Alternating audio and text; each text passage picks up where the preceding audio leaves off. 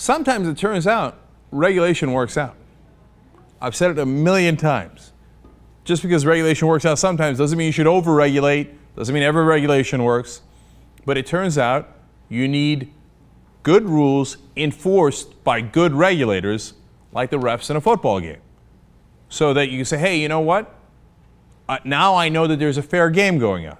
And when you take away the good regulators and you bring in scab regulators, guys who don't know what to do are screwing the whole thing up, what happens?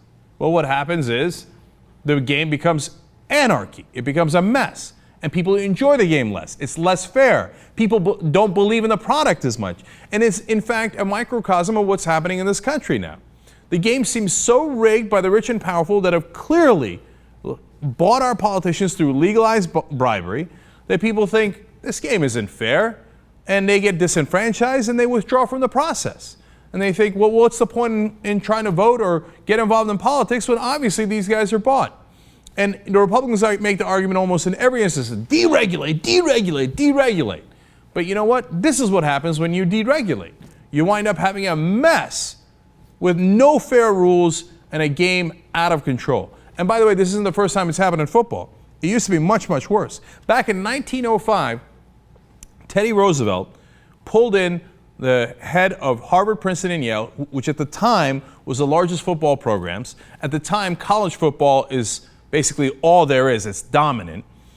Do you know that even though they had very limited amount of teams playing at that time, it's 1905, 18 people had died on the football fields that year alone.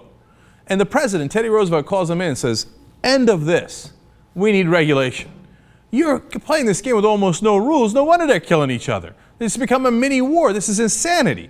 He's like, look, if you don't change the rules and bring safety into this league, I'm ending it. I'm ending football, period. Can you imagine President Obama doing that?